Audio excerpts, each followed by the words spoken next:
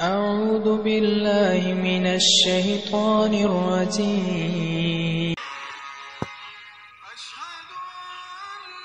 Assalamualaikum warahmatullahi wabarakatuh. Sahabat Islam, kisah-kisah Nabi Muhammad SAW adalah manusia yang mulia. Sejak kecil, hidupnya selalu terjaga dari perbuatan buruk dan tercela. Tutur kata, budi pekerti, dan perilakunya yang lembut menjadikan beliau sebagai manusia yang patut diteladani umat muslim. Nabi Muhammad lahir di kota Mekah pada Senin, 12 Rabiul Awal, tahun gajah. Disebut tahun gajah karena 2 bulan sebelumnya pasukan gajah menyerang kota Mekah. Ayahnya bernama Abdullah bin Abdul Muthalib dan ibunya bernama Aminah binti Wahab. Rasulullah tumbuh sebagai seorang yatim piatu, karena ayahnya telah meninggal sebelum ia lahir dan ibunya wafat saat ia berusia 6 tahun.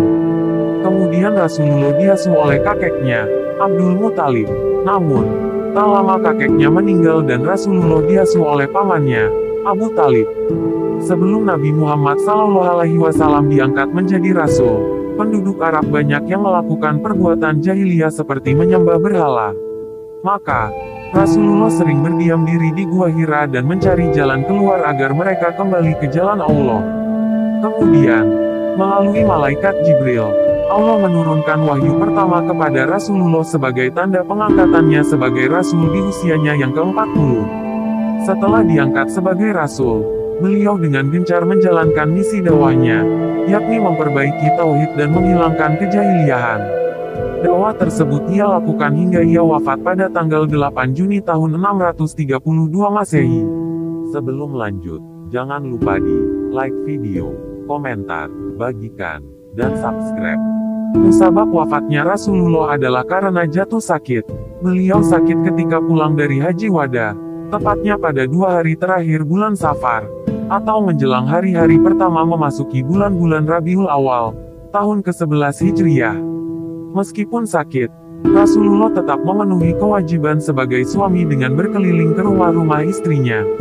Ketika tiba di rumah istrinya yang bernama Maimunah, sakitnya tak tertahankan lagi. Lalu beliau mengumpulkan istri-istrinya dan meminta izin untuk tinggal di rumah Aisyah dan beristirahat di sana selama sakit. Tak lama setelah Rasulullah berwasiat kepada kaum muslimin, sakit yang dideritanya kian parah, ajal pun menghampiri. Wafatnya Rasulullah membawa kesedihan kepada seluruh umatnya, terutama para keluarga dan sahabat, seperti Abu Bakar dan Umar bin Khattab. Demikian kisah singkat wafatnya manusia mulia di jagat raya. Sahabat Islam, kisah-kisah, semoga dengan mengetahui cerita-cerita para nabi dapat menambah keimanan kita sebagai umatnya yang setia dan semoga kita mendapatkan syafaatnya di yaumil akhir nanti. Amin ya robbal alamin. Wassalamualaikum warahmatullahi wabarakatuh.